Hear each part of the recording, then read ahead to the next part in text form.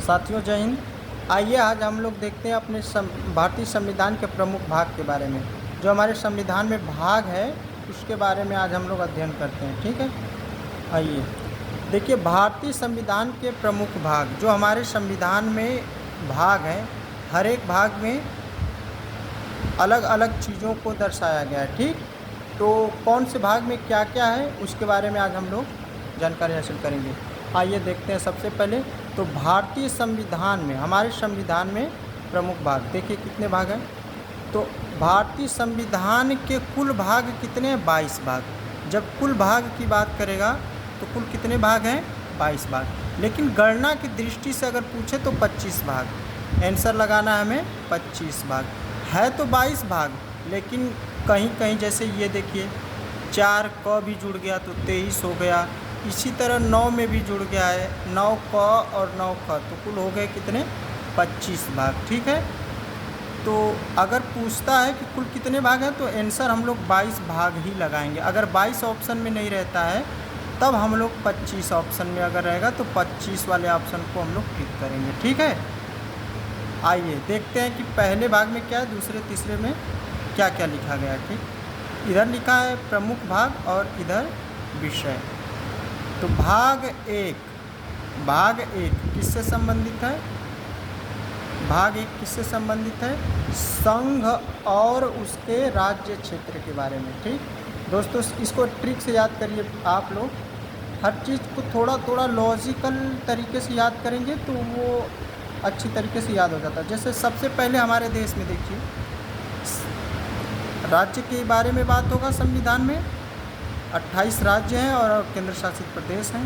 ठीक, 8 केंद्र शासित प्रदेश हैं। फिर उसके बाद उस राज्य में, उस राज्य क्षेत्र में रहने वाले लोगों को, नागरिकों की बात होगी। तो भाग 2 में क्या हो जाएगा? नागरिकता। अब जब नागरिक रहते हैं तो उनको कुछ ना कुछ अधिकार भी चाहिए। तो तीसरे में क्या हो जाएगा? मौलिक अधिकार। भाग 3 में क्या हो जाएगा? मौलिक अधिकार। भाग 4 में क्या हो जाएगा? राज्य के नीति निर्देशक तत्व। ठीक है दोस्तों, राज्य के नीति निर्देशक तत्व। और भाग 4 क में क्या है? मौलिक कर्तव्य। इसको 3-4 बार लिख के याद करिएगा, याद हो जाएगा। ये भाग बहुत इंपॉर्टेंट है, कभी कभी डायरेक्ट क्वेश्चन पूछता है भाग से। अब आइए भाग 5 में देखते हैं। तो जब 5, 6, 7, 8, 9, 10 इसको एक तरीके से जो इस तरीके से वो बना लेंगे अपना, एक तरीके से याद रखने के लिए इसको बना लेंगे और इसको याद कर लेंगे आप। ठीक है, देखिए सबसे ऊपर भाग 5 में कौन है? संघ सरकार। ठीक, संघ सरकार यानी केंद्र सरकार, सेंट्रल गवर्नमेंट। ठीक, उसके बाद भाग 6 में आ जाएगा राज्य सरकार। संघ के बाद कौन आएगा? राज्य। ठीक, पहले संघ सरकार हो गया, फिर उसके बाद 6 में कौन हो जाएगा? राज्य सरकार। फिर 7 देखिए, भाग 7 समाप्त हो गया। ठीक, ये 7 समाप्त हो गया। इसमें क्या था वो बाद में आप देखेंगे। फिलहाल के लिए इतना याद रखिए कि 7वां भाग समाप्त हो गया है। इसको याद रखिए, स से 7 और स से समाप्त। इस तरीके से भी याद रख सकते हैं आप लोग। और देखिए भाग 8 संघ सरकार की बात हो गई, राज्य सरकार की बात हो गई। 7 तो समाप्त हो ही गया है और 8 आ गया। तो संघ राज्य के बाद कौन आता है? केंद्र शासित प्रदेश। तो ऐसे याद कर लीजिएगा, केंद्र शासित प्रदेश। फिर केंद्र शासित प्रदेश। फिर 9 में क्या आ जाएगा? 9वें भाग में क्या हो जाएगा? स्थानीय स्वशासन। ठीक, इसमें क और ख भी है इसमें। ठीक, और भाग 10 में देखिए, भाग 10 में SC ST समुदाय के बारे में, SC ST समुदाय के बारे में। सबसे नीचे SC ST समुदाय। अब इसको 2 बार याद करेंगे लिख के। संघ सरकार, राज्य सरकार, ये समाप्त हो गया है, केंद्र शासित प्रदेश। ठीक, तो 5, 6, 7, 8, 9, 10 इस तरीके से याद कर लेंगे आप लोग। अब आइए भाग 11 में देखते हैं हम लोग क्या है। ठीक, भाग 11 में क्या है? संघ एवं राज्यों के बीच संबंध, यानी कि सेंट्रल गवर्नमेंट और राज्यों की गवर्नमेंट के बीच क्या है? संबंध। देखिए 1 और 1 क्या होता है? 11। 1 और 1 आपस में क्या बनाते हैं? संबंध। इस तरीके से लॉजिकल तरीके से थोड़ा सा याद रख सकते हैं आप लोग। 1 और 1 के बीच क्या बन रहा है? संबंध। तो इसी तरह संघ और राज्य के बीच क्या? संबंध। 12 में देखिए, 12 में किसकी बात होती है? वित्त, संपत्ति, संविदाएं और वाद। इसको बस याद रखिएगा आप लोग, वित्त और संपत्ति, वित्त और संपत्ति यानी पैसे रुपए की बात है इसमें। और देखिए जब आपके पास वित्त यानी पैसा हो जाएगा तो भाग 13 में आप क्या करेंगे? व्यापार करेंगे। ठीक, ये इम्पोर्टेंट है, केवल ये याद रख लीजिएगा, व्यापार, भारत के राज्य क्षेत्र के भीतर व्यापार। ठीक, अब देखिए भाग 14 में संघ और राज्यों के अधीन सेवाएं, सेवाएं जो यूपीएससी होता है, संघ लोक सेवा आयोग, उसके बारे में भाग 14 में क्या है? संघ और राज्य के अधीन सेवाएं। तो आइए फिर से इसको दोहराते हैं हम लोग।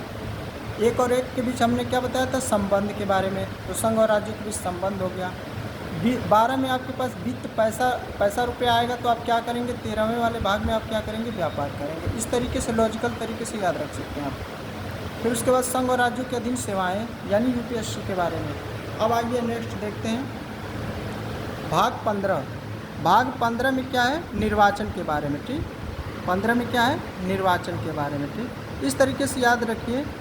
कुछ भी तरीका अपना, कुछ एक कोई भी तरीका आप जोड़ सकते हैं, जैसे कुछ भी लॉजिकल तरीके से जोड़ लीजिए कि 15 लोग निर्वाचन करेंगे, या इस तरीके से भी याद रख सकते हैं आप लोग।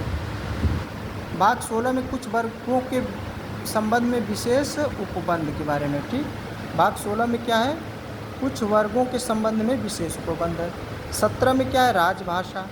ठीक, ये सब इम्पोर्टेंट है। 17, 18 और 20 ज़्यादातर पूछता है। ठीक, 18 में क्या है? आपात उपबंध।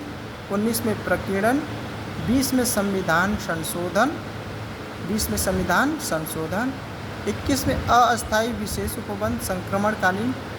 22 में क्या है? संक्षिप्त नाम, प्रारंभ और पाठ के बारे में। तो दोस्तों हमारा ये भाग कंप्लीट हुआ। इस तरीके से आप 2, 3, 4 बार आप इसको लिख के याद करिएगा, यह आपको बेहतर ढंग से याद हो जाएगा। ठीक है, अब इसके बारे में तो हमने बताया ही था कि संघ सरकार 5, फिर संघ के बाद राज्य आएगा, राज्य के बाद 7 में समाप्त हो गया। राज्य के बाद कौन सा आ जाएगा? केंद्र शासित प्रदेश। संघ, राज्य, फिर केंद्र शासित प्रदेश। ठीक है दोस्तों, फिर उसके बाद स्थानीय स्वशासन और उसके बाद नीचे सबसे SC ST समुदाय। तो इस तरीके से आप लोग जो है याद रख लीजिएगा। जय हिंद।